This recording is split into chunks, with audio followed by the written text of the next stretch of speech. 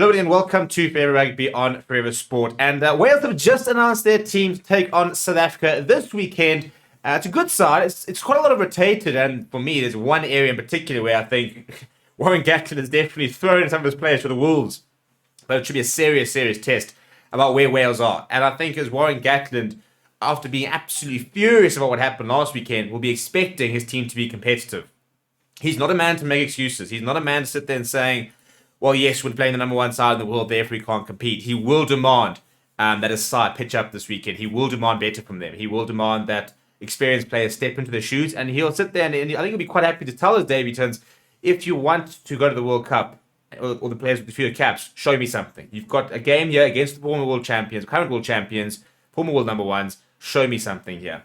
And there's plenty of players I think who can go out and make a big point. And you know, as a Springbok fan, you look at the side and you've got to be going out to beat it. You know, where Wales are, where Wales have been over the last few sort of months, they're in a situation where they are trying to build something towards the World Cup, but they've got very little time. They had a pretty terrible Six Nations, and the Springboks are supposed to be ramping up their preparation to go and defend their title. So two teams in very different spaces.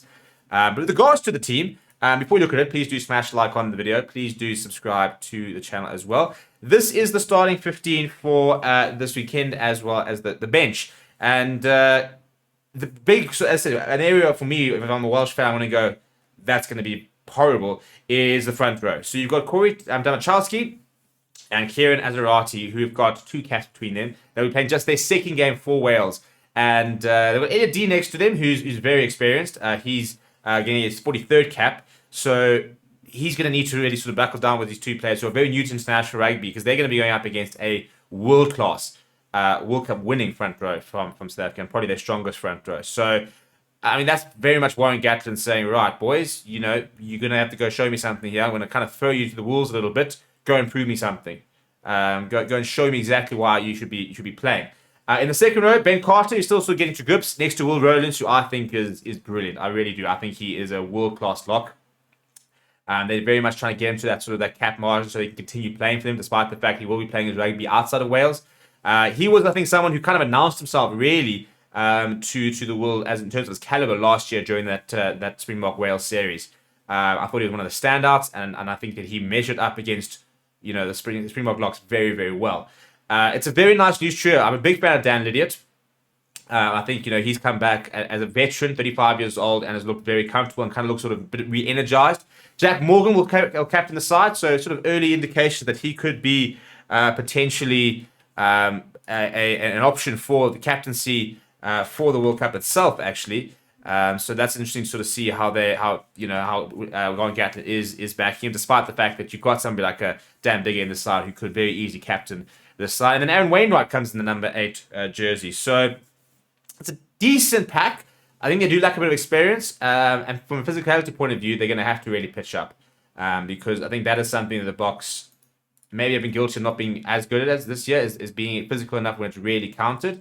So, look, you've got Ben Carter at 120 kg. He's going to have to try and measure up against Jean Klein. That'll be a nice battle. Dan Lydon and Will Rowlands, needs to try and make sure they get the line-outs right. And then the halfback pairing is Kieran Hardy comes into the side off the bench, and Dan Biggar will start. The first time he will start this period of play. He's come off the bench for the last couple of games. He will get a start. And Warren Gatland really does back him. He picked him as the British Irish Lions number 10, for example. So he's got a lot of faith in Dan Biggar. I thought Owen Williams last weekend looked quite good, and so they've got a couple of options at 10. Do Wales. I do think though that Dan Biggar is your main option really. Rio Dye in the number 11, very good finisher, and the very experienced Alex Cuthbert, who has got well over 50 caps for Wales. The big guy as well, so that'll be a really cool sort of clash between him and Ches and Colby. Over 100 kg, he's almost 2 meters tall. He's a very big physical winger, so that'll be a nice sort of matchup there. Johnny Williams, Mason Grady. Not the most experienced centres, but a lot of potential there. And centre being a very big problem for Wales. And I read a whole thread about the fact that, if you looked at Wayne Pivac, one of the things that he was really guilty of was not fostering a centre pairing. So you've now got Johnny Williams, who's also quite a big lad, 1.9, well over 100 kgs, next to Mason Grady, who's even bigger. So you've got 2 pretty big centres in the midfield there. You've also got Max Llewellyn, who's coming off the bench. So Nice physicality there, but he needs to start understanding who his centre partners should and could be, and where he wants them to be going into the World Cup. Then got Liam Williams, who I was very impressed with last week. He's never looked very flustered as Liam Williams. He's a world-class player on his day, very good under the high ball, which is an area that South Africa have struggled with. So it'll be interesting to see how that goes, as well as Alex Cuthbert, even Mason Gray. They definitely got the height in the South African backline. So it'll be interesting to see how they kind of use that with regards to Saturday. Then off the bench, you've got Sam Parry, Dickie Smith, Henry Thomas in the front row. Henry Thomas playing for Montpellier, but very much new to the Welsh setup. You've then got Teddy Williams, who is actually uncapped, as well as Tane Basham. And then you've got Thomas Williams, who I thought was fantastic last weekend. Max Williams made just a second appearance, and Kai Evans, who is also on debut. So plenty of inexperience in this Welsh side. Warren Gatland continues to sort of find out exactly what he has within his squad. It's a very interesting approach.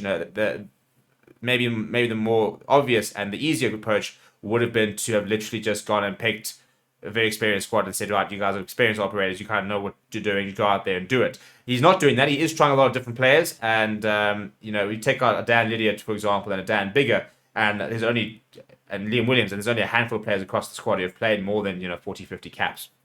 So yeah, let me know what you think about the team down in the comments below. Please do smash like on the video and subscribe to the channel as well.